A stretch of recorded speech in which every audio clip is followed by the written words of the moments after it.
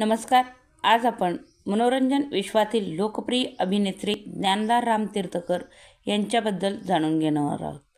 ज्ञानदा रामतीर्थकर म्हणजेच आपली लाडकी ठिपक्याच्या रांगोळीमधील अपूर्वा म्हणजेच अप्पू. तिचा जन्म 26 जून 1996 विटा, सांगली या ठिकाणी झाला. वय 26 वर्ष पूर्ण झालेले आहेत. तिने शालेय शिक्षण हे पुणे मॉडर्न गर्ल हायस्कूल येथे त्यांनी पूर्ण केलं.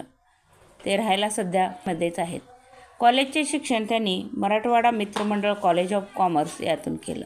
कॉमर्समधून त्यांनी पदवी पूर्ण केलेलं आहे. इंस्टाग्राम फॉलोवर्स 3,31,000 एवढे इंस्टाग्राम फॉलोवर्स आहेत. तिचे आवडीचे पदार्थ आहेत पिझ्झा, बर्गर, पंजाबी पदार्थ असे तिला खूप आवडतात. तर त्यांच्या आता परिवाराबद्दल जाणून घेणार आहोत. त्यांच्या घरात आजी, आई, वडील आणि एक भाऊ असा छोटासा परिवार आहे. आईचं नाव आहे मेधाविनी रामतीर्थकर. वडिलाचं नाव आहे अनिल रामतीर्थकर. तिला एक छोटा भाऊ आहे. तो इंजिनिअरिंग कंप्लीट केलेला आहे. त्याचं नाव आहे केदार रामतीर्थकर. त्यांचे काही ठिपक्याच्या रांगोळीतील आई देखील तुम्ही पाहू शकताय. अप्पू म्हणजेच ज्ञानदाने अनेक भारतीय दूरदर्शन चित्रपट अभिनेत्री, अनेक मालिकांमधून अभिनयाचा ठसा उमटवला आहे. सहज सुंदर अभिनय, दिलखेचक सौंदर्य, सिंपल डिंपलमध्येच असणारी, चाहत्यांना खूप आवडणारी म्हणजे हवीहवीशी वाटणारी मनोरंजन विश्वातील लोकप्रिय अभिनेत्री म्हणजेच ही अप्पू म्हणजेच ज्ञानदा रामतीर्थकर. घराघरात तिची ओळख मिळवली.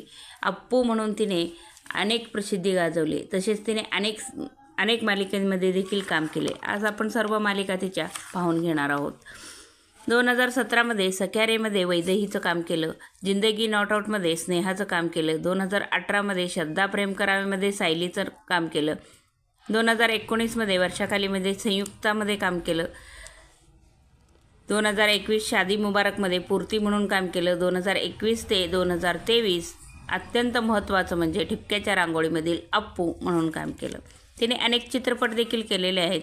दिल दोस्ती झोका तेलुगू चित्रपटामध्ये तिनं 2021 साली काम केलं होतं.